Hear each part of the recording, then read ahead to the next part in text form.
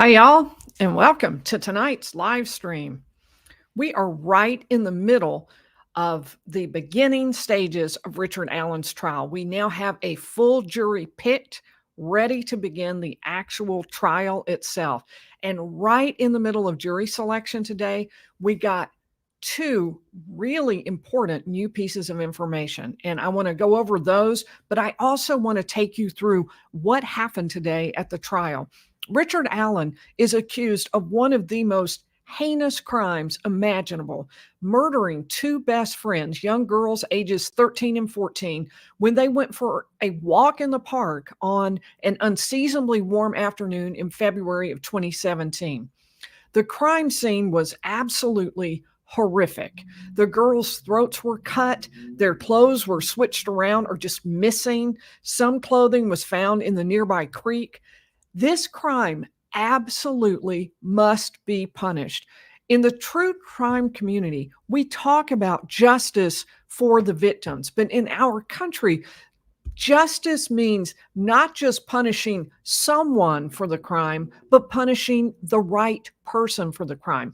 And not just punishing some of the people who committed the crime, but punishing all of the people who committed the crime. And for us, it also includes something more than that. Justice includes the way the defendant is treated. Did the state honor the defendant's constitutional rights? Did the state treat the defendant humanely?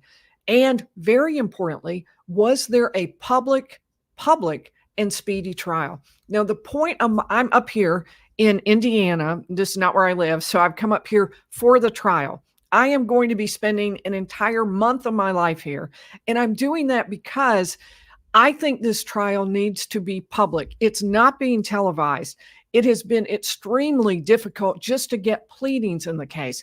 There are real questions raised by Richard Allen's team about whether he is getting justice in this case, about whether he has been treated humanely in his prison conditions.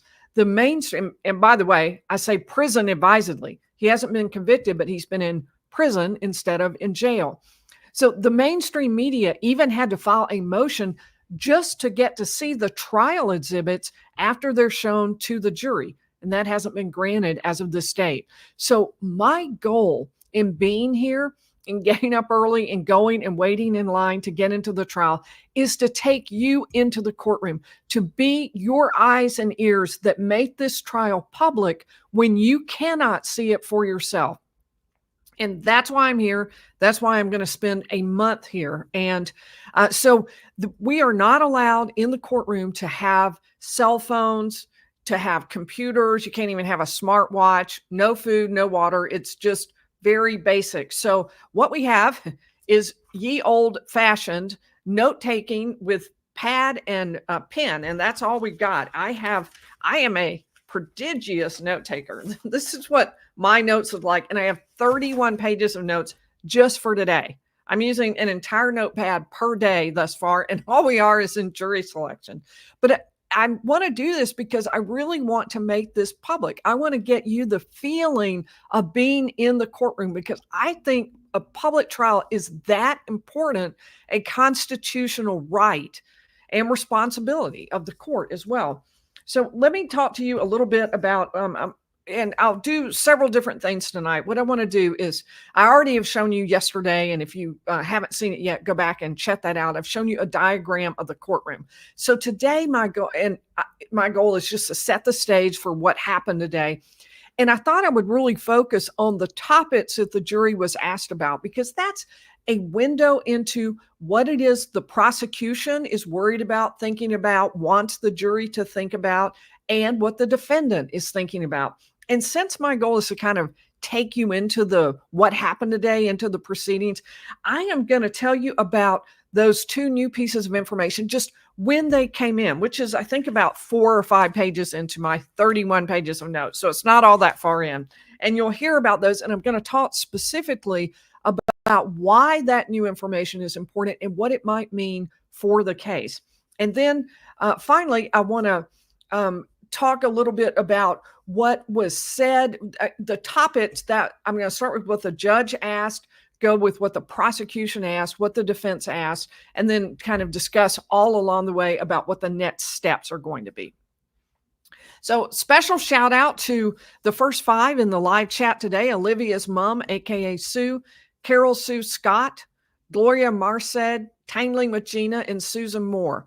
I want to make a special request. If you would hit the like button and subscribe, hit the like button, because that will help this get out to more people. And that is the entire point, is to make this public, to make this something that is accessible to everyone. So also, if you have a social media account, share the link to this video, because the more eyes we get on this, the more public the trial becomes. And I think that's super important. All right. Thank you, M. Meyer, in early. Yep, I'm Lawyer Lee, and here is what happened today. That is exactly right. We have 2 new members, Denise Miller and Shiza. Welcome to both of you. And thank you so much for Jolene. I'm excited to be here. I think it's a privilege. It's been an honor, and I'm looking forward to sharing everything with you. So first, and we'll just get this out of the way, what was Richard Allen wearing? Because everybody always asks me that. And the answer is a light blue dress shirt, not a tie, but a light blue dress shirt. And again, there were people in the back. I can't identify them, and they're directly behind you. So the idea of turning around and staring intently at the members of the victim's family or the defense family just is uncomfortable. So I haven't really done that. We will be able to tell more when we get into the actual courtroom, I think. So yes, I am still arriving at dark 30 to make sure that I get in. We had a surprise from the very beginning when we found out yesterday. We left thinking we were only just a tiny 1 juror away from having the complete complement of 12 jurors and 4 alternates that the court is aiming for. What happened instead was we got immediate news that the judge had dismissed 3. Juror 35, who had been in the first round, was released. There was no real explanation by the court on that one. We don't know why there was suddenly a decision that a juror who had been accepted was now going to be released. The only thing I found in my notes that was relevant was this particular juror said, well, she might expect DNA in a murder case, but it didn't seem to be anything that would cause this. So I would say there must have been some personal hardship that was brought up, but it wasn't mentioned. Juror 50 was released for medical issues. He was the seminary professor. I had picked him out, as had some other people I was talking to in the courtroom, potential foreman of the jury, a strong person, very calm. He seemed like he would have been pretty powerful on the jury. He did mention he had type 1 diabetes, but during the jury voir dire that went on, there was discussion about how the court would be able to accommodate that. There have been other people with diabetes, and they had always been able to handle that and work with it. So that, I don't know exactly what about that circumstance changed. One of the things he had been worried about was the class he was teaching in seminary and whether or not he would be able to complete the class. Would he have to teach it at night? What would he be able to do to get his seminary students through the fact that they were going to be missing over a month of the class he was supposed to be teaching? So the reason she gave was medical issues. And the judge then also stated juror 12 was released for childcare issues. She was the very final juror in that last panel. 11 were dismissed and only 1 juror was selected. And then she was dismissed this morning. I had to say, and that was actually, there were just 4 people on that final one. They're doing it in panels of 12. They bring in a large panel of 52. Then they put 12 in the box, ask them questions while the others listen. And then they bring the next 12 up to the box, and they keep going through today it was fewer than 52, but yesterday it was a full 52 jurors who were sitting there in the courtroom waiting to be questioned. So the final round was only 4. And this particular juror had a 3-year-old, which had struck me as really difficult for her to be away for a month. And she had also mentioned that her husband was going to be out of town on business for a while. So, but she did make the fatal error. If someone said, well, I think I could work it out. I could see what I can do. I'll try. Then they weren't, it appeared, struck for cause. And so I guess that's what happened with her. The judge told us that during the course of all of this, she had struck dozens of jurors for cause. Now, there are 2 different ways that jurors may be struck during the voir dire process. One, they're asked these questions. Sometimes the lawyers will go up and argue to the judge, this juror just can't serve. Maybe it's because the juror said, I have an opinion already about this case and I can't put it aside. I cannot be persuaded otherwise. Or maybe it's because it would be such a hardship. This jury is being sequestered for an entire month. They are being sent away from their homes. They're being bused from Fort Wayne, where they live, down to the place where the trial will be, Delphi, Indiana, and they are going to be put up in a hotel in nearby Lafayette, and they're going to be brought in every morning for the trial, which will run 6 days a week, I think. There hasn't been a firm answer on Saturdays, but I talked to one of the lawyers today for one of the parties. I'll just be vague, but I talked to one of the lawyers, and they thought from things that have been said that it was probably going to be maybe a half day on Saturday. So that's what I think might happen in the case, and we'll see about that. But that's a very intense workload, but these jurors will be kept through the weekend. We did get some new information today. For the first time, the judge mentioned that she was going to allow visitation Sundays. So people's families, especially little children, can be brought down to visit with their parents under the watchful eye of the bailiffs. The jurors will never be out of the eye of the bailiffs. She also said for the first time that they would be allowed to do some work at night, maybe on the phone or I don't know, maybe a computer. But again, it would have to be under the watchful supervision of the bailiffs, which depending on your job might be sort of a difficult proposition or not. So to give you sort of an overview of how it happened in terms of where the jury was struck, there were a total of 7 rounds of jurors where 12 of them, or in one case only 4, were put up in the jury box. The first round, 5 of the jurors were accepted and 7 were excused. I'm adding in now the new people who were dropped. So that's 3 new people who were dropped. Yesterday, it looked like we had 3 more than it actually turned out to be this morning because she was pulling people off. Round 2, 1 person was accepted and 11 were excused. Round 3, 4 people were accepted and 8 were excused. Round 4, 1 person was accepted, 11 were excused. Round 5, nobody was accepted. All 4 were excused.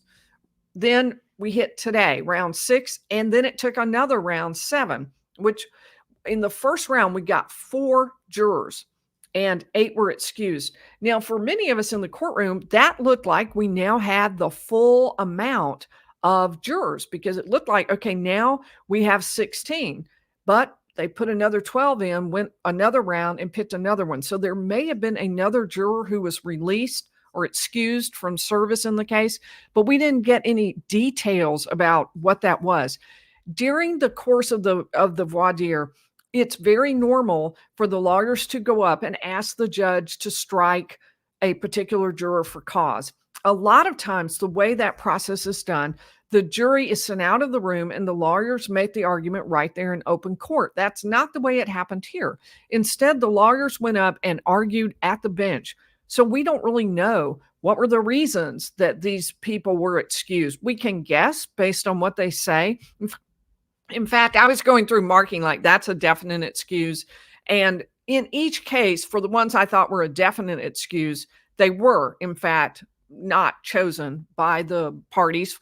But I don't know for sure they were excused for cause. They could have been a strike used by either the prosecution or the defendant. I forgot to finish up what I was saying about the strikes for cause where there's some reason and the court eliminates that particular juror. Sometimes not sometimes, always, the parties have some peremptory challenges. That means they are allowed to actually strike someone just for whatever reason they want. It can't be, there are a few impermissible reasons like race or gender, but for just about any other reason, I don't like the way she looked. I don't like the way she looked at my client. It can be just for just about any reason that they can take that person and remove and ask that that person be struck from the potential jurors list. And that's how you get, when you finally reach the number you need, that's when you stop. So there were other jury panels that could have been brought in, but they weren't needed. This was rocket fast. I cannot tell you how fast this was for a trial of this magnitude. And I can't tell you what the judge did with the strikes for cause, because all of that was done up at the bench. So I don't know what her rulings were. All right, so let's get into what exactly happened. And one of the things I wanted to do was talk about this issue about what the standard is. It became an overarching debate. And I think the defense got behind it, where the prosecution got out in front of it. And finally, in today's rounds, the defense got to the point where they were dealing with and controlling that issue, at least getting that issue in front of the jury. So here's the way it worked. The prosecutor, McClellan, kept referring to the standard as being firmly convinced. You, the jury, have to be firmly convinced that Richard Allen committed these murders. That seems not all that high. The phrasing of it, the wording, isn't all that high. So the defense this morning asked the judge to prevent the prosecutor from using that particular language, saying that doesn't really convey what the standard is. It's beyond a reasonable doubt. That's the known standard, and firmly convinced just seems lower. And the judge said, well, look, this is in the pattern charge, and I'm going to go ahead and show that to you. I'm going to add it to the stage. She said, this is in the pattern charge, and that it is one of the things you look at is whether the person is firmly convinced about the defendant's guilt. And she said, when it comes time to charge the jury before they go out, I'll put in this whole charge. But for now, they're using words, and you can see it down there. I don't know if you can see my cursor, but it's in the second paragraph down there. I bet I can highlight that for you while we're watching right there. Firmly convinced. Okay. So the defense finally got hold of this, and they began reading this whole thing to the jury. The problem is all the jurors, well, pretty much most of the jurors have been selected yesterday. The people being selected today were just alternates. So this particular information won't be in what the first set of jurors heard, but they went and read this. And I want to read it to you because it is pretty different from just firmly convinced. The burden is upon the state to prove beyond a reasonable doubt that the defendant is guilty of the crimes charged. It is a strict and heavy burden. The evidence must overcome any reasonable doubt concerning the defendant's guilt. But it does not mean that a defendant's guilt must be proved beyond all possible doubt. And the prosecution talked about that a lot and got jurors to say, yeah, I pretty much think it should be beyond all doubt because this is a murder case. We'll talk about that in just a minute. A reasonable doubt is a fair, actual, and logical doubt based upon reason and common sense. A reasonable doubt may arise either from the evidence or from a lack of evidence. Reasonable doubt exists when you are not firmly convinced of the defendant's guilt after you have weighed and considered all the evidence. And so the words, just as the prosecution said, are right there, firmly convinced. The defense argument was pulled out of the other words around it. That just doesn't seem as weighty as it really should be.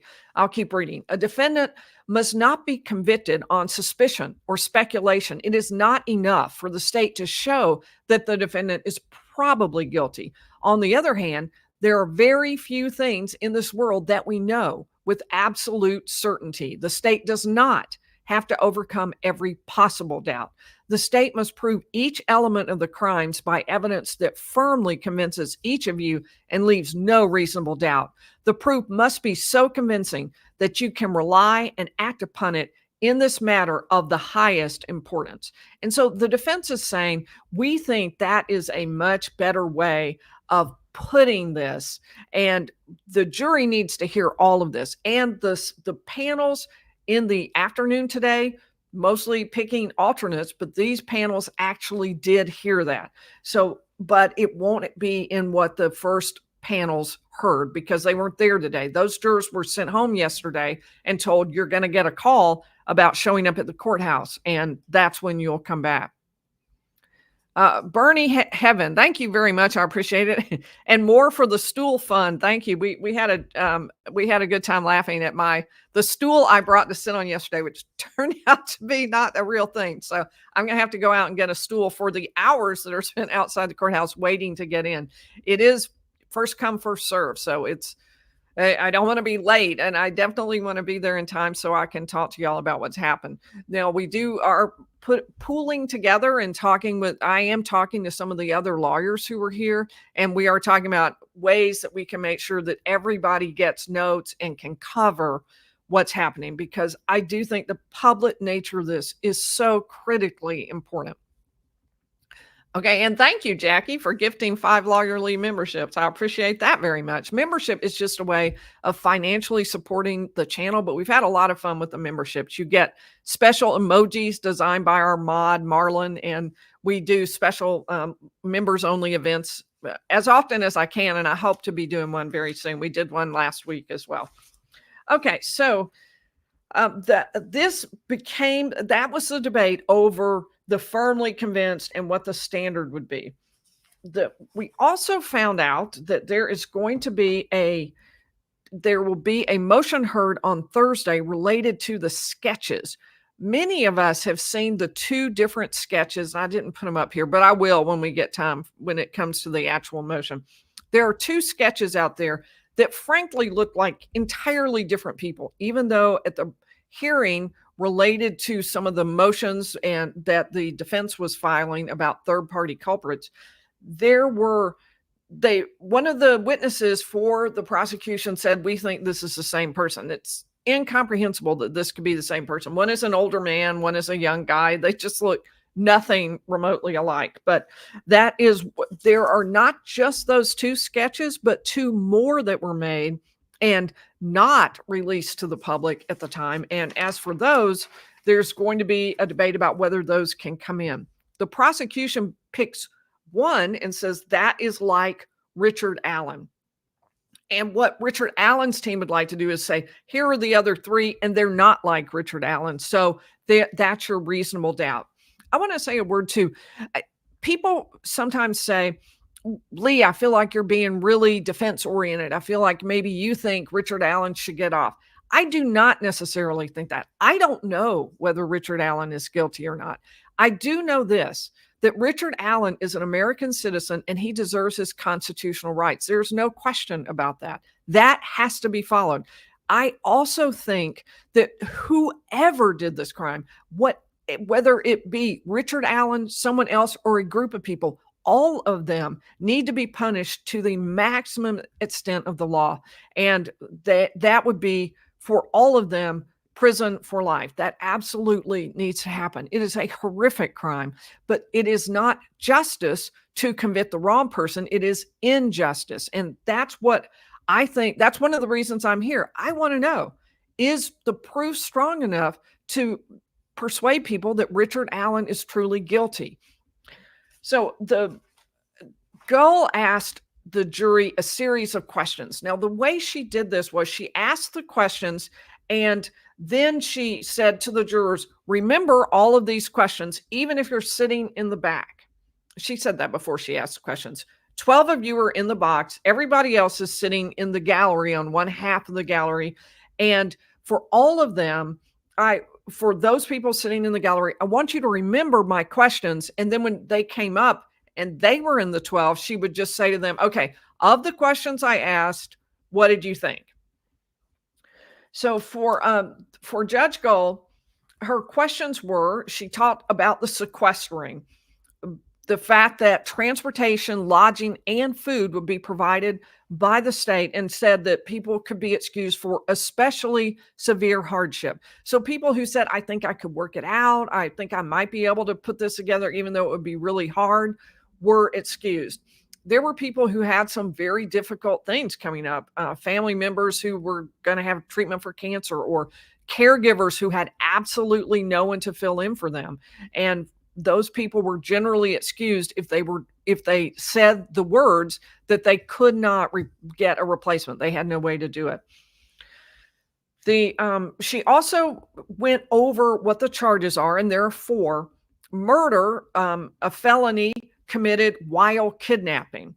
The elements of that are Richard Allen killed, and it was either, there are two different counts, one for Abby Williams, one for Libby German, while kidnapping or attempting a kidnapping. And those two charges would have those elements. Each one would. Then there was also murder, and this was a knowing intentional murder, and it was Richard Allen knowingly and intentionally killed Abigail Williams or Libby German. She talked about the beyond a reasonable doubt, the firmly convinced, but talked about it very briefly. And then the parties gave many opening statements, and I want to go into them a little bit today. We covered that yesterday, but I want to go into them again a little bit because of the fact that the defense brought in new information this time. This was information that was not mentioned yesterday, and that is that critical new information that we'll be talking about, how it will impact the trial, how it will impact Richard Allen.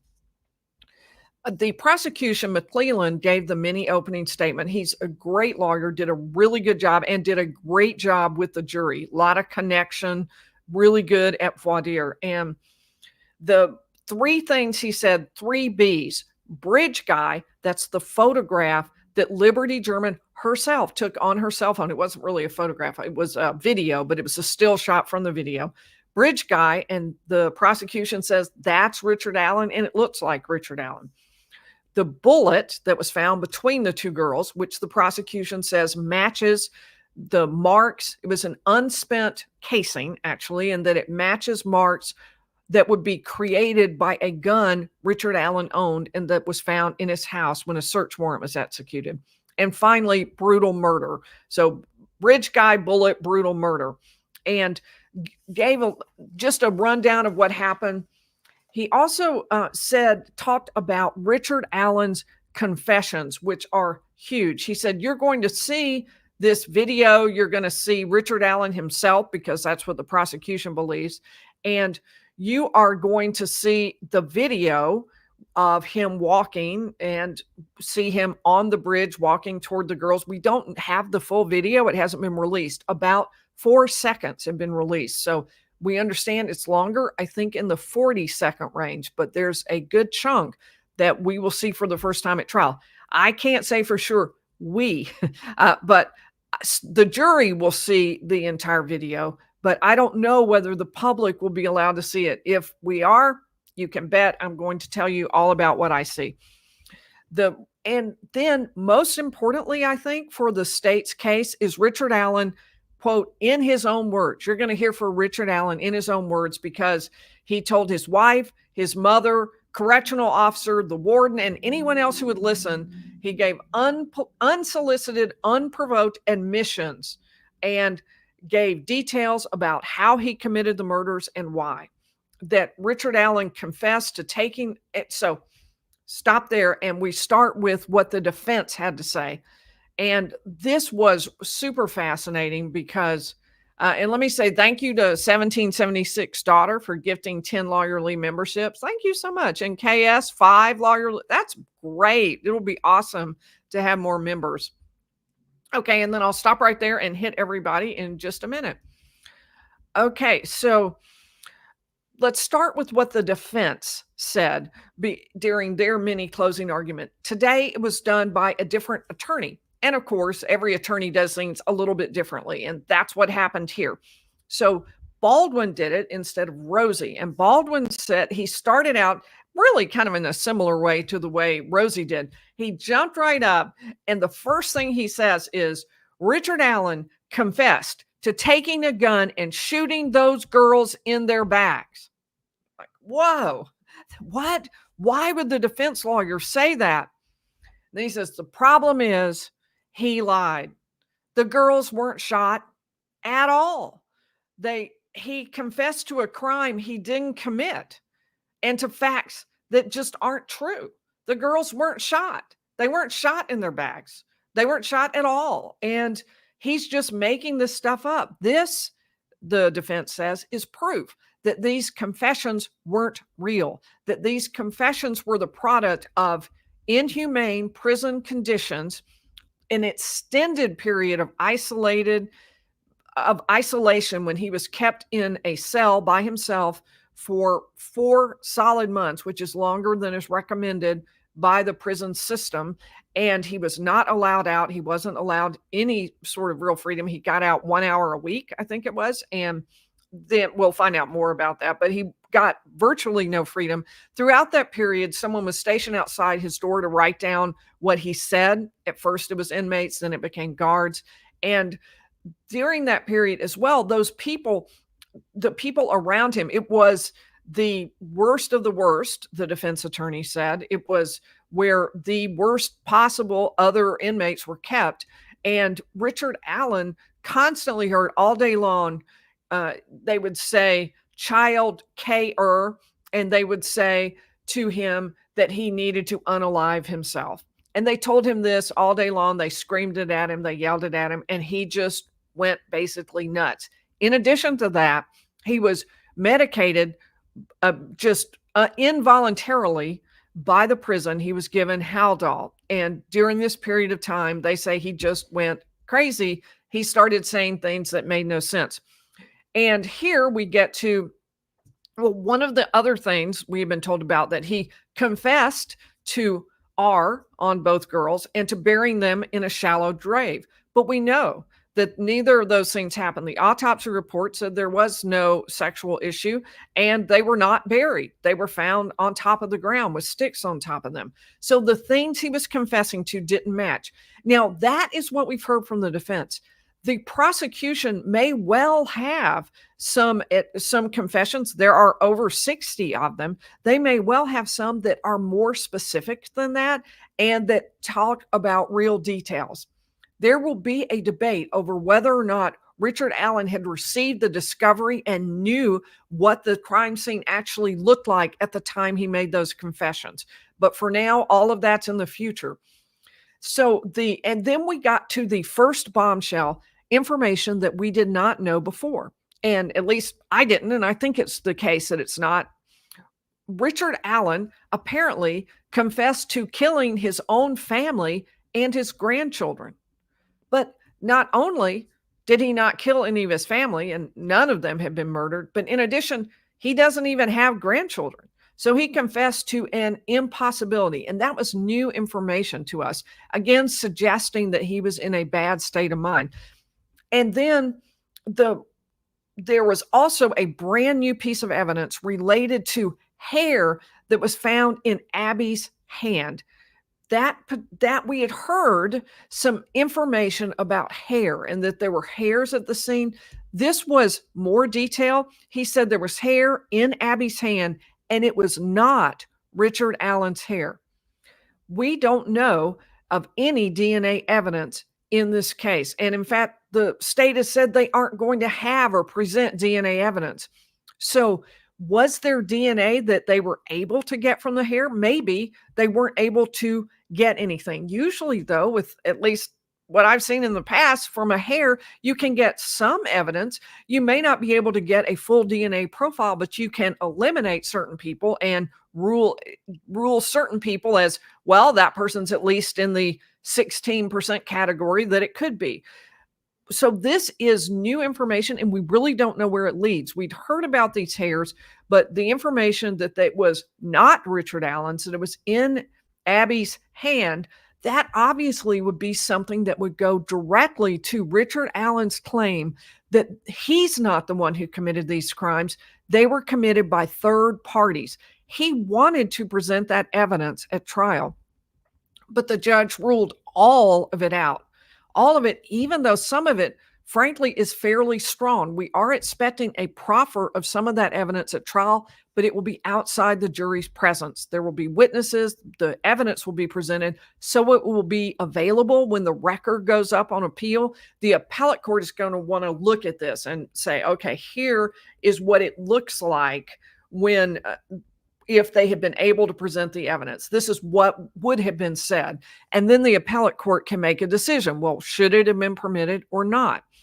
But we don't know what the result will be in terms of in terms of the appeal, there are some issues. I'll talk about that another night. Tonight we've got so much to cover. I just want to stick to this. I don't want to go off on a tangent, which I'm clearly tempted to do. But it's really important because if someone else's hair was in Abby's hand, and of course it's a common thing with a victim of a violent crime that they may grab the person, and hair in her hand would be something law enforcement would normally look for. If it wasn't Richard Allen's, if they were able to exclude Richard Allen, whose hair was it? And why was their hair in her hand? What was the reason for that if it wasn't related to the crime that was committed against her? Really important information.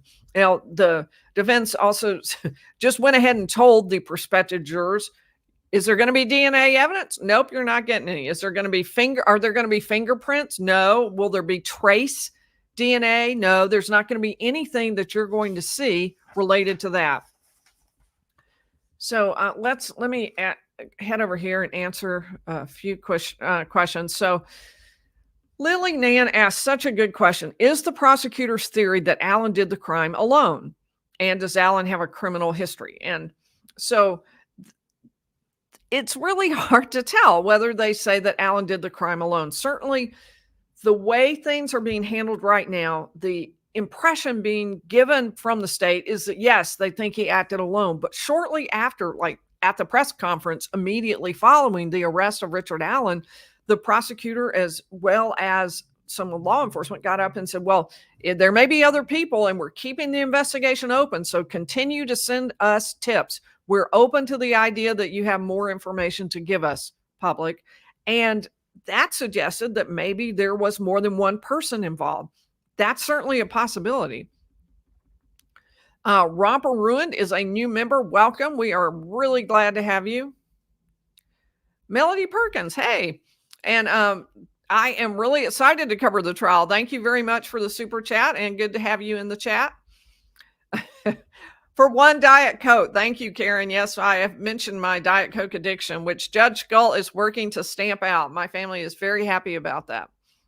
That's great. Gingy Probs has been a member for 5 months and says Haldol is no joke. That is true. That is very mind altering. So the fact that that was the drug is significant. And Spence also for the beverage fund. Thank you. Y'all are going to keep me in Diet Coke despite Judge Gull's best efforts to keep me from my Diet Coke caffeine addiction.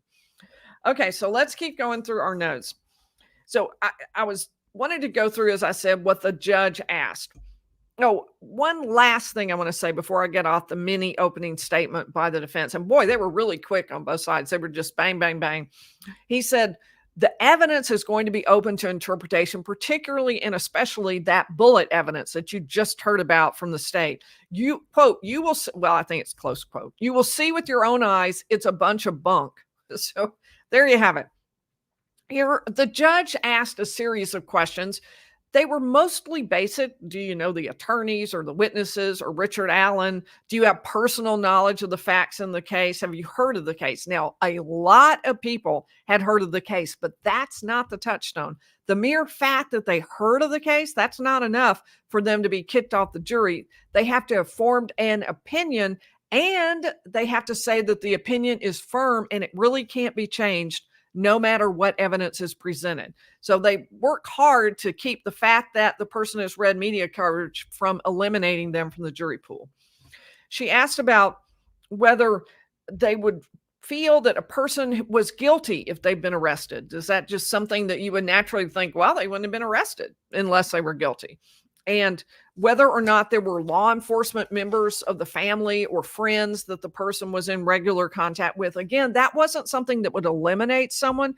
They had to have talked to law enforcement about their regular job, and it had to have influenced them in how they would view law enforcement or how they would view law enforcement testimony. They were also asked, would you give extra weight to law enforcement? And uniformly, people said no. There were a couple of people who said yes.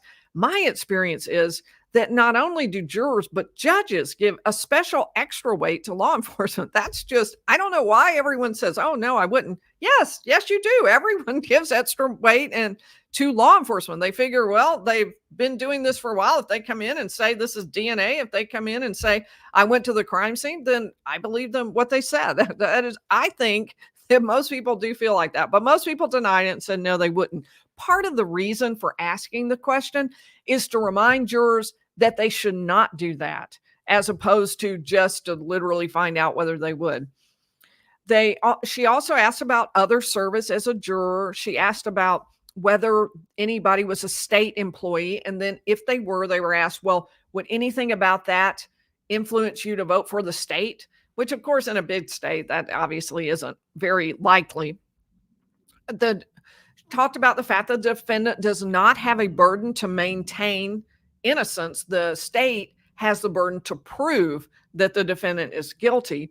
And there was an interesting question. If you were a party or a defendant, do you know, would there be some reason why you would not want to be tried by someone in your frame of mind?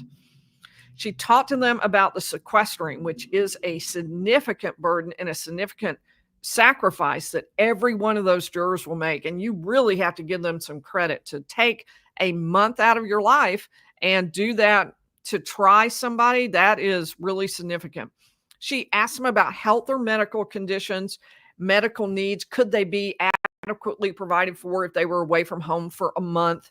And did they have medications they regularly took that would maybe affect their ability to listen or to concentrate?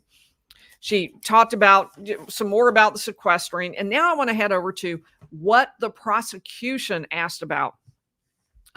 The prosecution really did, I felt like, a really good job connecting and forming a rapport with the jurors. McClellan, I thought, was excellent at voir dire.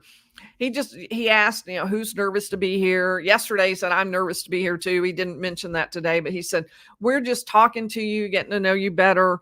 And for each of them, if they had mentioned anything related to the sequestering being a problem, he delved into that a little deeper. There was, for example, somebody who was a private pilot and had a job and had actually obtained a visa, which took months to acquire, to go to Saudi Arabia and he was going to fly someone there as part of his job.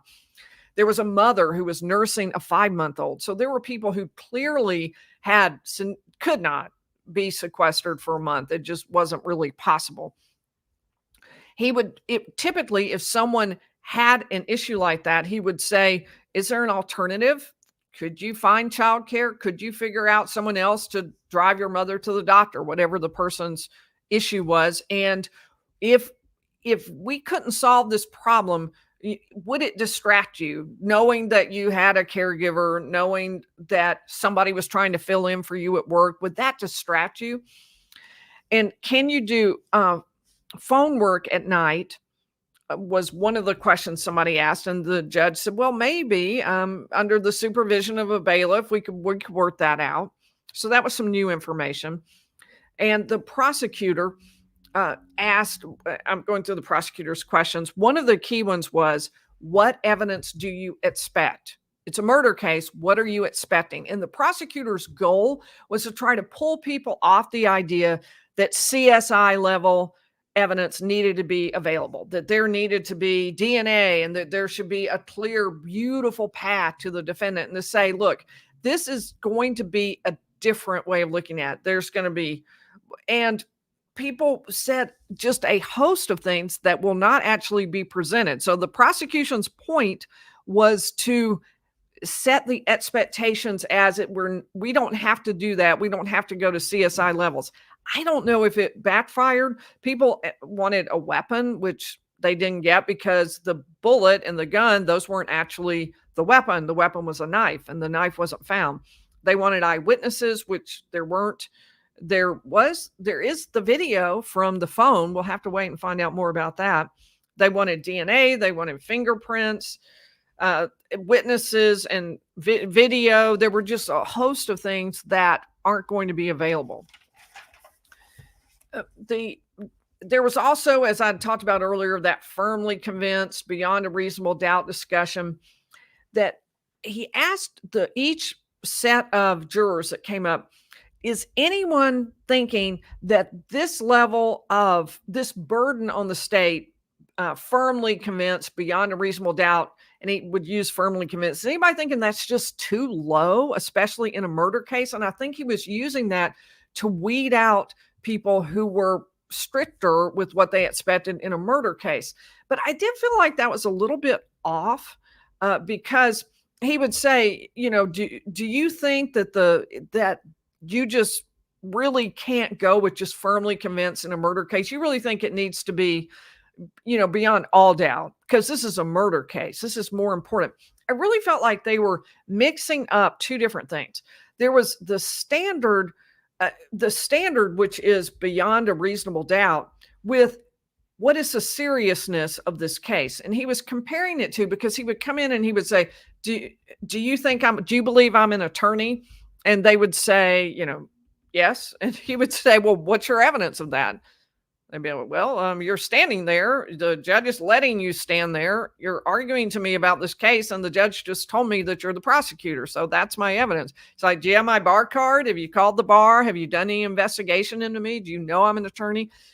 But they were convinced, firmly convinced for the most part, that he was an attorney by the fact that he was standing there in the courtroom and the role he was fulfilling.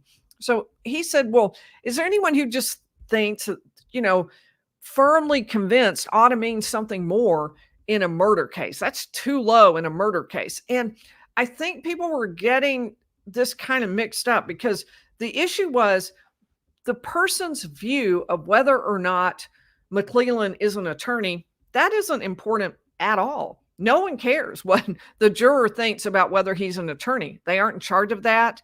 The judge is the one who's in charge of that and making sure only attorneys appear in the court. It doesn't matter what the juror thinks. It's really unimportant. So the amount of time and effort they would put into that is very small, because who cares? But the amount of time and effort they should put into deciding whether a person is guilty of murder, that is a very high standard, and it ought to be.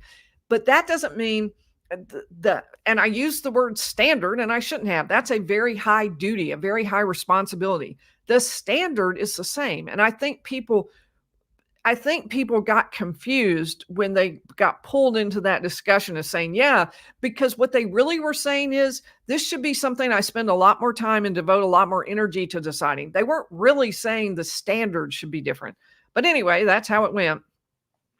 He also tried to bolster witnesses. Apparently, I'm guessing the prosecution must think that some witnesses aren't going to come across that well. So he would say things like, do you think the witnesses might be nervous too? Are you nervous? Maybe the witnesses would be too. So I'm assuming he's setting up the jurors to believe that there won't be anything really, that will be something that they could excuse in a witness. He asked again the questions about giving more credibility to law enforcement, and he also asked him why someone would lie. Both of those I found confusing as to why the prosecutor was asking that, but those were questions. He wanted to know whether the jurors would have difficulty passing judgment on somebody, and some people said yes. But the majority of people said, well, if the state proves that the person is guilty, then I could pass judgment on that. He asked about negative interaction with law enforcement and with prosecutors and defense attorneys. For the most part, people didn't react to that, but a few did. Now, the defendant, let me go into some of the questions, and there were fewer that the defendant asked. And let me head over here and thank a few people. Okay, thank you, Gingy Probs. So Gingy Probs is saying the trial seems lopsided, and he determined to wait for both sides to present. Does it feel lopsided in the room? So I think one of the issues for many people observing the case, and now I would count myself as someone in the courtroom, but before I was just someone like you listening to other people talk about what was happening. But I think one of the issues has been a combination of lack of information and repeated rulings against the defendant that have made it seem lopsided. We are going to have to actually get into the courtroom, and we are going to have to see what happens as opening statements and then evidence gets presented.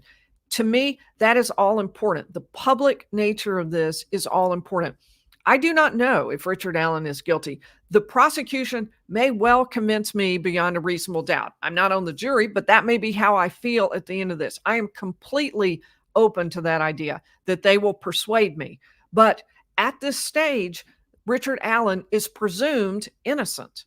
And that was discussed in great detail, that the fact that he's not a guilty person, doesn't have to prove he's innocent. So for right now, that's where we stand. And Defiantly Joyful, thank you so much. I appreciate that very much. And Gretchenaro, thank you also as well. PETA 43 is hometown is Fort Wayne. Fort Wayne is awfully pretty. It's a very nice place to be from, PETA 43. I'm glad that you have been with me since the beginning. That's awesome. And Deborah Bowman has been a member for 7 months, which is nearly our whole membership. So thank you. Thank you, Deborah. Appreciate that very much. All right, let's head into the defense questions. Remember that they read that entire statement that I read to you. It's actually a jury instruction defining what the standard would be. They also, Rosie especially, often used a chart. He would pull up one of a large board. It was 3 feet by 2, a poster board, a thick one, and it had on it all the standards of proof that you might find in a legal case, going from the least important, reasonable suspicion, which just be to stop a car, probable cause, that would be for an arrest, greater weight of the evidence, more than 50%, that would be a personal injury case, clear and convincing, and that would be something like a parental rights case, and then most weighty of all, beyond a reasonable doubt. And he said, this is a progression. It gets harder and harder with each of these levels of proof. He also wanted to know why he actually asked the jury, because remember, one of the defense most enormous problems is this number 61. We've heard confessions by Richard Allen, and those will all be played to the jury. We will hear them all. And those confessions, he just took it to the jury and said, why would someone confess to something they didn't do? And he got a host of answers, sometimes scared, nervous, trying to protect somebody. If they didn't say it, he would say, what about if the person is under duress? And he would say, what about if they're tired and they're worn out? And he confronted the fact that some people would say, I would never admit to something I didn't do. Why would you admit to that? That's crazy. And so he addressed it kind of head on and said, let's take a look at why someone would do this. That was one of the things he discussed with the jurors. He also confronted the fact that it seems very likely that they are leaning toward not having Richard Allen testify. And so he would say, what will you think if he doesn't testify? The judge is going to tell you not to pay attention to that, but can you do that? Can you literally ignore the fact that he doesn't testify? And there were people who said, no, I think why would you not do that? Why would you not testify? Why would you not come in and stand up for yourself? But he did try to address that head on. One thing I did notice today, and I just want to make this comment. Richard Allen does not look totally okay to me. It's not that he looks sick, but he doesn't look fully engaged. I've wondered if she's still receiving some heavy duty medications, and possibly he is. I don't know the answer to that, but he doesn't look quite right. There was this point, they had just asked the question, the judge, what about if he doesn't take the stand? The judge is going to tell you to ignore this. So it was very natural to look over at the defendant. I did, and I figure the jury may have too. And he was doing some kind of weird thing with his neck, like showing all these weird directions. I didn't see him do that a single other time. And I'm assuming it just felt uncomfortable, but I saw the lawyer sitting next to me like, cut that out. No. And I just felt like the timing of that was bad. And I have wondered about how he's doing. I've heard from somebody in the courtroom who's spoken to Richard Allen's wife that he said, and who apparently says he's still not okay after the period of time when he was off. So that may be included in the reason why he would not testify. Most lawyers would recommend that for a criminal defendant anyway. The defense also wanted to know about government processes. One of the things that they said to jurors is, we are going to respectfully but very aggressively attack the government's investigation in this case. They believe that the government's investigation was just faulty. They didn't go anywhere near to the level of what they needed to do. And They wanted to know, the defense did, what do you think about the government? Do you think the government processes are sometimes really screwed up? And occasionally they would get a panel to be like, no, I think it's all fine. I thought, what? Are you kidding me? So he would, what about Social Security? He would ask. And then, well, okay, yeah, that might be a little messed up. And he would name some things. And his point was he wanted them to be open to the idea that government is not infallible, that government is not necessarily going to get everything right. They also did individual questions. He did as well about whether or not the person could financially manage being away if they had hinted that maybe they couldn't. One of the things he asked that I thought was really interesting, he asked the jury, if you see us laughing and giggling, just occasionally during the trial, would you be able to just set that aside? Would you be able to realize that we've been here for all this time preparing and now a month, and sometimes we just need to let off steam a little bit. It doesn't mean anything. There were in that, I think it was the last panel or first panel today, I think. 2 jurors said, well, I think I would think of that as kind of arrogance. I would not like that. So I don't know if he got the answer he was expecting on that one, but what he wanted to do, and he also made one comment about could you disregard Richard Allen's facial expressions if he's making a funny facial expression? Most jurors said yes, but these 2 said, well, yeah, I don't know. He referred to it, Rosie did, as gallows humor. Maybe we're just, kind of letting off a little steam because it's a very stressful, hard period of time for all of us, and including the defense team and the defendant. That is something where people are held to a really high standard.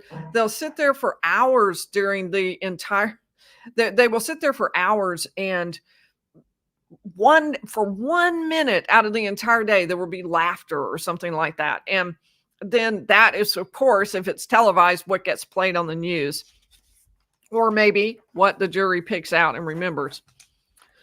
There was one woman who said she didn't understand half of what was said, and she was Russian. She did have a heavy accent. She was not selected. She was excused.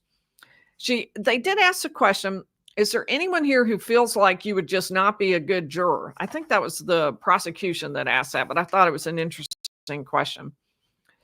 The defense asked about whether or not people believed in innocent until proven guilty, and then asked, can you be, one of the things Baldwin did that was super interesting, he's one of the defense attorneys, and he would say something like, I'm concerned about you. He would say that to a particular juror. He would say, for one, he said, you're a process server that has kind of a law enforcement feel for us. You worked at a law office. I'm just concerned. I'm a little concerned. I'm a worrier, he would say. Can you be fair to my client? Should I be worried about you? And usually they would say no. Occasionally someone would say, well, yes, you probably should be worried about me. Maybe you should strike me from the jury. So he kind of asked them to be the tiebreaker for him. All right, let's see. I'm almost finished with my notes. He also asked the jury, can you wait until we get our case on? That is really hard. People start making up their minds pretty quickly. Some studies show about how quickly it is, and it's really early on in the case. And the defense obviously wants the jury to wait and to hear their evidence and their side of the case. So he was trying to go ahead and set that as something he wanted them to do. There was one juror, prospective juror, I just thought I would tell you this. I think I jiggled that. He flat wanted off the case. I'm telling you, he wanted off the case. So he was, a youngish guy, and he said, I take care of my wife. Like, is she sick or something? He didn't mention that, just he takes care of her. And then he just said, I don't want to be on this case. He was just very upfront about that. On the taking care of his wife, I could just kind of picture this. He goes home and says, well, honey, I told him I was taking care of you. And she says, what are you talking about? When's the last time you unloaded the dishwasher? What are you doing to take care of me? But they then asked him, well, if you were away from your wife, could you put that out of your mind and focus? And he said, no. He said, again, I don't want to be here. And then they asked him, well, he said he'd had an incident with law enforcement. They're like, would you hold that against law enforcement? Yes, I would. I mean, he wanted out, and he got out. He was not selected for the jury. He was not accepted as a juror. The jurors were asked repeatedly by the prosecution, apply your common sense.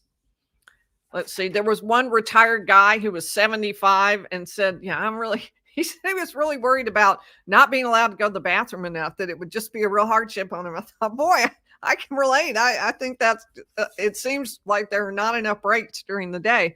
But then it turned out he was 75, and the judge's like, well, there aren't many reasons to completely excuse someone from jury duty ever, but being 75 or above is one of them. Do you want to serve? And he's like, no, I'm off. And so he was completely let off the case. All right, let's see. I think I'm about finished. Oh, I do think the judge is seriously not liking the media coverage. There, an example today toward the end, it's sometimes not exactly clear. She'll tell the jury, okay, you can go. The jury will stand up and everyone will start walking out. And then what happens is she'll say, she isn't off the bench and the lawyers are still there, but somehow it kind of has to feel like everybody's getting up and leaving. So people in the place where the media is sitting will stand up and start to leave or start to talk. And she just yelled, sir, we are still working. Please sit down. She was very stern about it. And so immediately one of the media personalities sitting in the front row, there are 5 seats given to them specifically, sat down very quickly. And that was the end of that. But she definitely is unhappy with the media in general, I would say. That pretty much comes across. So, okay, I am at the end of my notes. A little bit over an hour, but not much. I always aim for about an hour. All right, so what I'm going to do, I've got some more people with questions over here in the super stickers, or with just people I need to thank. And then I'm going to head over back into the live.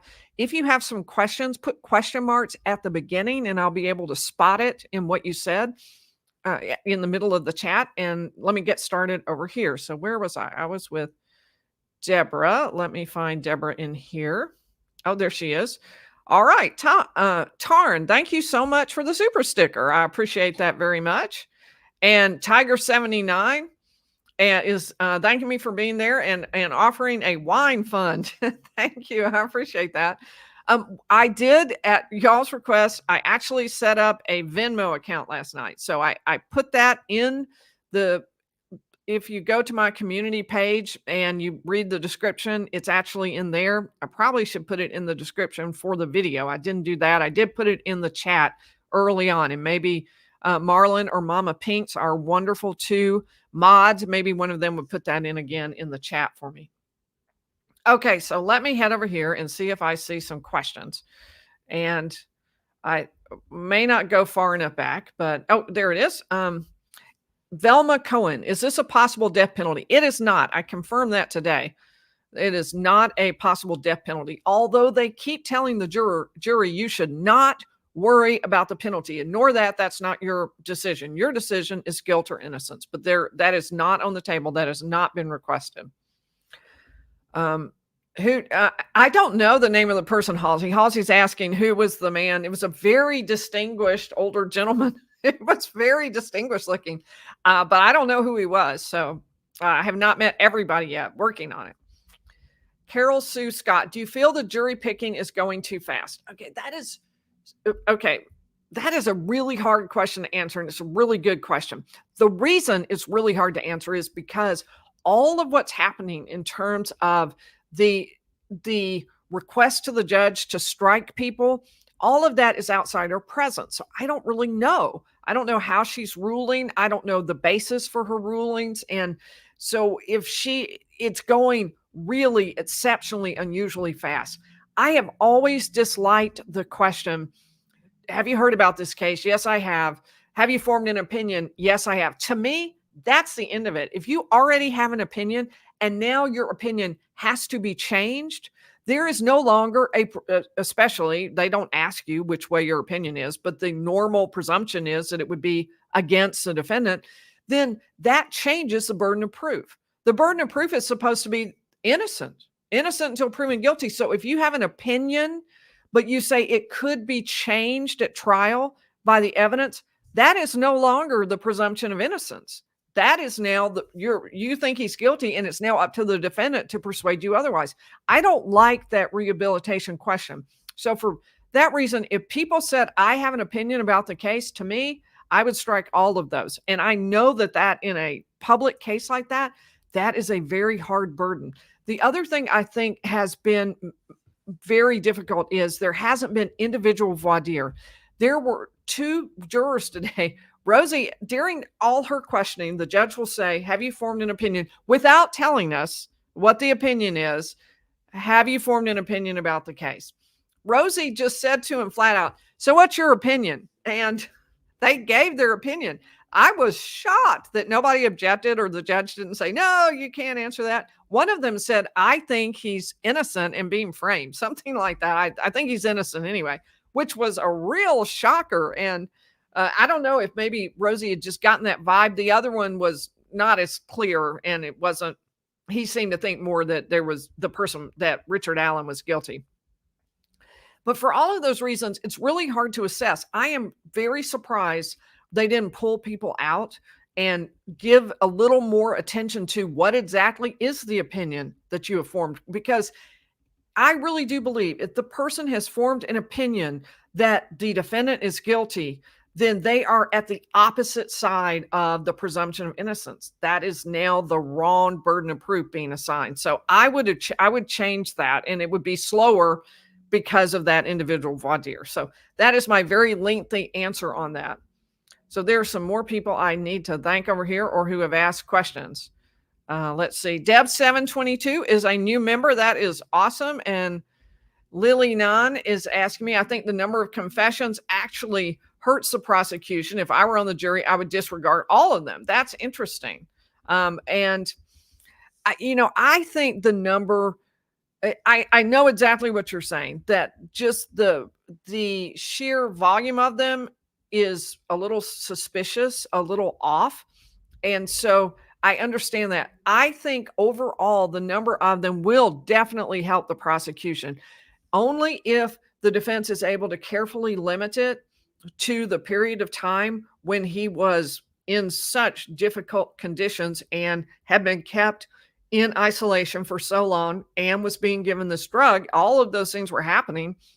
If they can confine that, the one thing that makes me wonder about that is 2 words that were in one of the pleadings that were filed, that something like nearly all of the confessions were during that period. I want to know what the other ones were and how close they were. Were they really off? Were they some of these strange confessions to things that didn't happen? So there is more to know about that, and I will definitely be reporting on all of that. I don't think I realized, PETA, I didn't thank you for your very generous super chat, and Lily Nan, thank you as well. Thank you for that. Sorry that I missed that. Okay, so let's head back over here, do a few more questions. Scooter is asking me, how involved does Richard Allen appear to be in his own defense? Okay, good question. And I would say a little bit, but not real.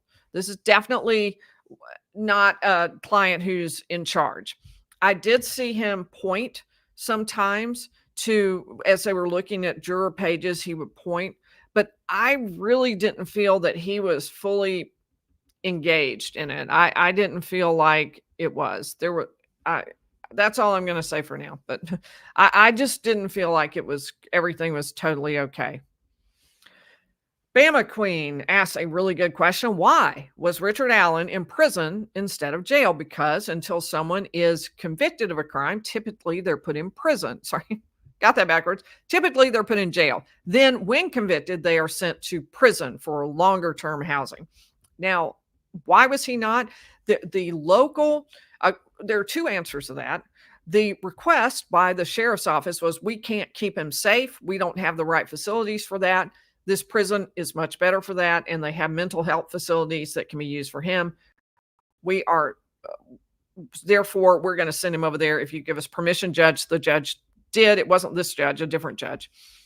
So the defense says that it was all connected and around the time of an election, and that it had something to do with that. I don't know whether they'll try to prove that at trial. I cannot imagine that the judge would let them bring that in, but we'll see. Lulu Flowers, did you see any family from both sides? They were sitting literally directly behind us, or at least the rows where they're allowed. So it's difficult to get a good look and to see who's there. There were some people sitting in the victim's family area. I have not seen anyone I could clearly identify as someone connected to the defense family, but I really am not able to see that area very well. And it's certainly doesn't feel comfortable to turn around and stare at all of them.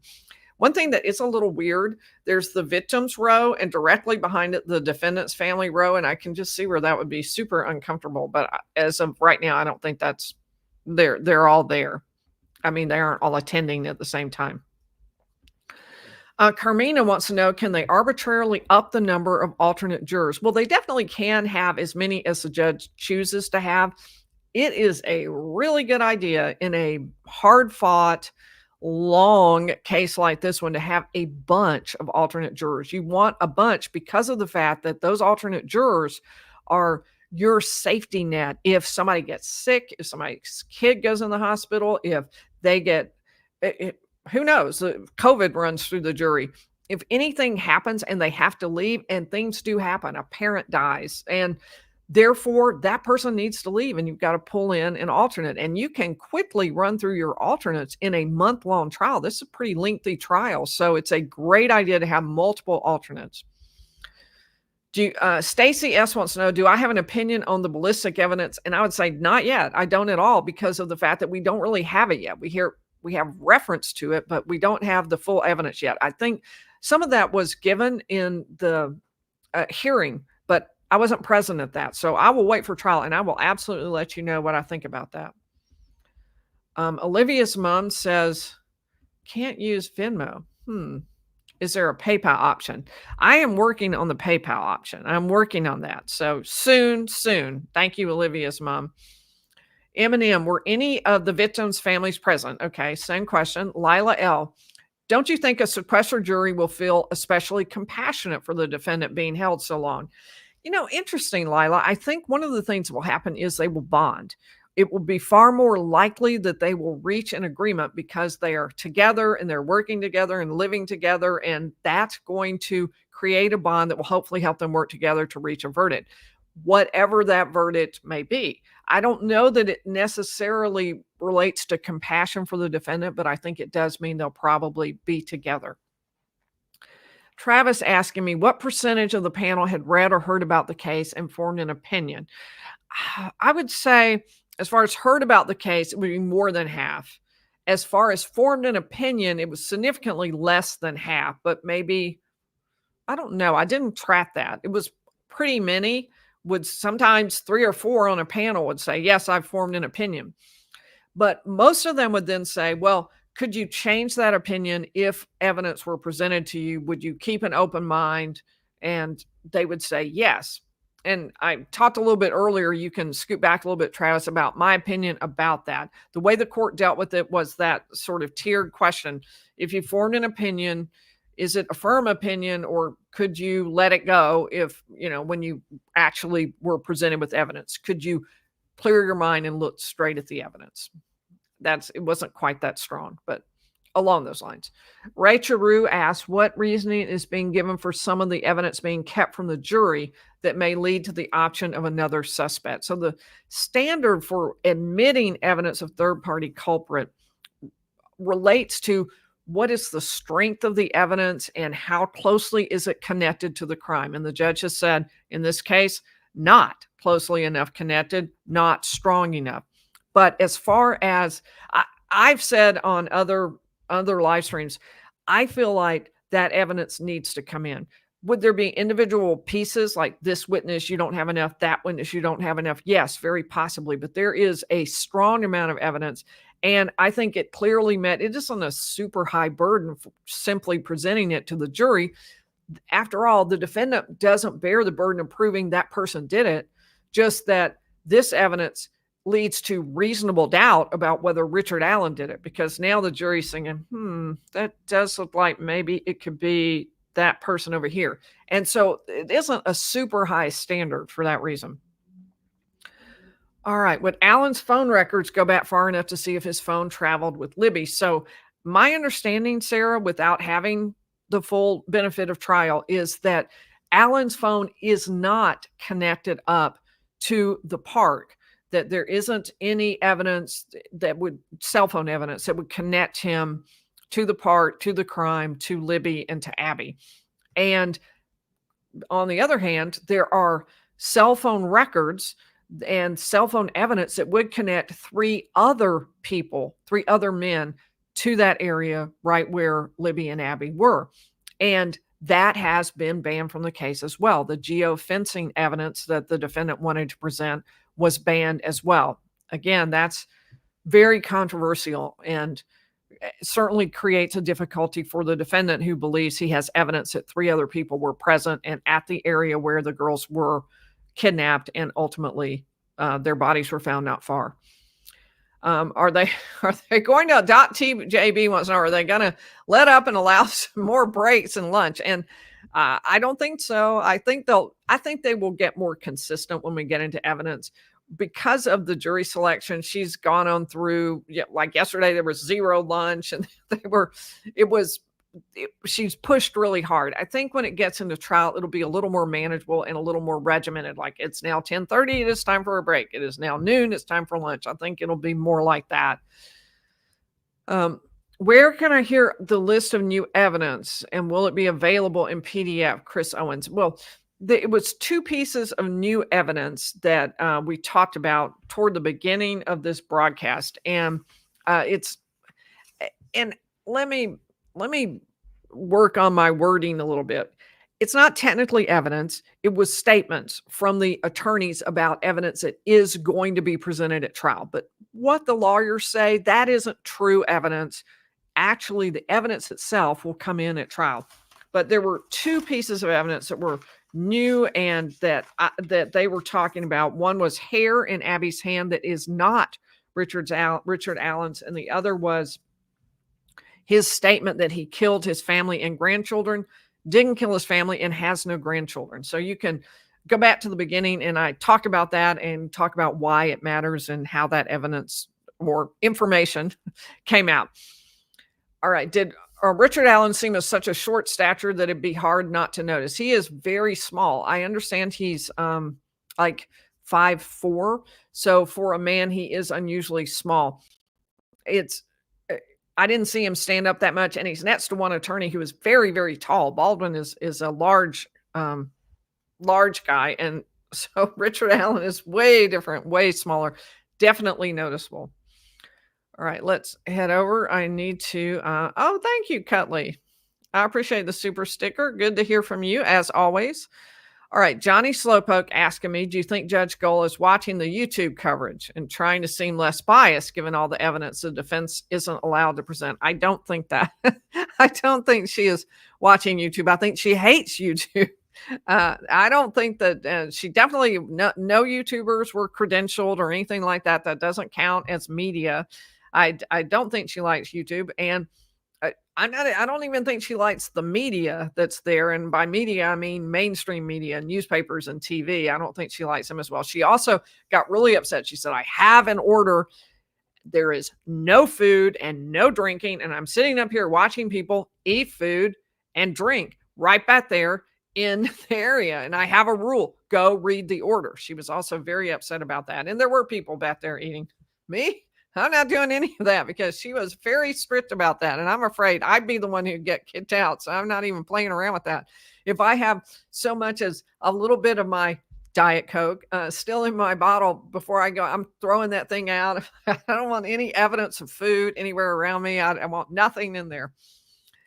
All right. Has anyone ever suggested a motive for Richard Allen committing the murders? Defiantly Joyful 68 asks. And no, but we were told by the prosecution that in his confessions, he said why he did it. So we will hear that, I presume, in the course of hearing all those confessions. I wouldn't be at all surprised for them to put those out really early in the prosecution.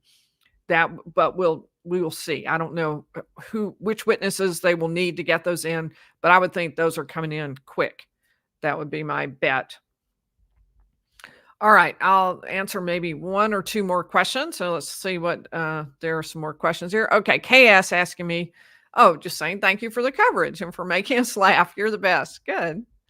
Susan Mills, isn't it true sequestered juries are statistically more likely to acquit? What an interesting question. I don't know the answer, Susan. I would like to know that answer. That is something I would like to know, but I don't know. And it's certainly the case that I think they would be more likely to reach a verdict. All right. So I'm looking for question marks at the beginning, as always, because that helps me find the question. Here's Molly saying, are other people who are in line with you lawyers, news, or local residents? So it's really a mix of news and maybe YouTubers or people who have a social media presence and have been covering the case. We aren't in the place where the crime occurred. We're up in Fort Wayne. And when we go down to Delphi, I would think that maybe the mix would change. That's what the mix is for right now. And right now it's just jury selection, and we're a good ways away from where the crime actually was committed. So I think that that's a little bit different. Okay, Ruby asking, what do they mean by pattern charge in the jury instructions? Oh, that's a really good question, Ruby. To make life easier for everybody, the lawyers have gotten together, they form committees, and they write up instructions, and they're called pattern jury instructions. The beauty of a pattern jury instruction is it's really safe. If the judge gives that instruction, it's already been vetted by a bunch of lawyers. They've all approved it. It's been approved usually by the Supreme Court. It'll be enacted as a pattern jury instruction. So they're safe. They're really safe. Judge Gold today said, I try to give pattern jury instructions. It's really safe. You don't have to worry about going off the ranch, giving some instruction that the appellate court says, that wasn't right. That wasn't the correct charge. That isn't how the law works. And then they reverse the case based on your charge. So that's what a pattern charge is. It's that you write out the law and it's already approved in advance. So it's safe would be the best way to put it. That was an interesting question. Thank you. And I'm looking, let's see, here's Fairgreen 42. What about writing a book about this? You should consider it. Oh, well, thank you, Fairgreen. I haven't. I actually thought about writing a novel while I'm waiting in line for the hours that are spent waiting in line for the courtroom to open. But yeah, maybe a book about this case would be really interesting. Thank you for the suggestion. I'll have to give that some thought. Sarah, if they DNA ruled him out, how can they exclude it without a Brady violation? So, okay. So I think Sarah is asking me if there is no DNA that connects Richard Allen to the case, how can they exclude it without a Brady? I'm not really following your question, Sarah. It is true that they have, we don't know all of this. What we do have so far is the statement by the attorney today that the hair in Abby's hand did not match Richard Allen's. What we don't know is anything about it. Is it human hair or dog hair? What exactly is it? We don't know. And we are going to have to find out a lot more information about that. So I think what she's asking me is why wasn't that presented to the court? Why didn't, if there was this hair evidence and it didn't match to Richard Allen, shouldn't the court have been warned about that when the search warrant was issued? And why haven't they argued about that? Why hasn't the defense argued about that? And I can't answer those questions, but we may be able to answer it when we get more information.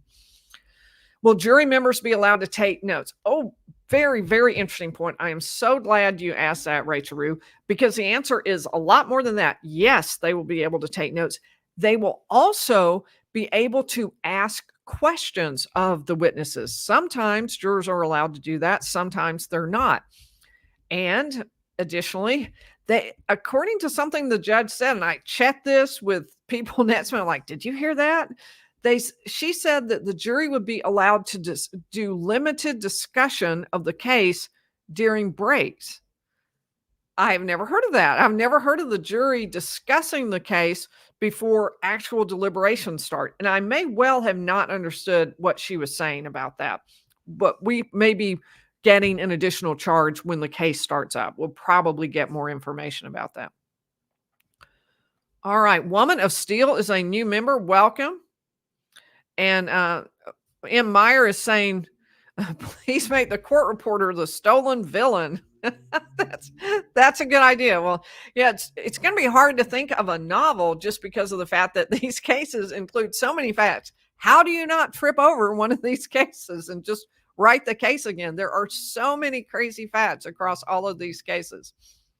All right. Well, I will be live again tomorrow night, almost surely at 7. And let me just sort of give you an outline of what's going to happen next in the case, because tomorrow is a day off.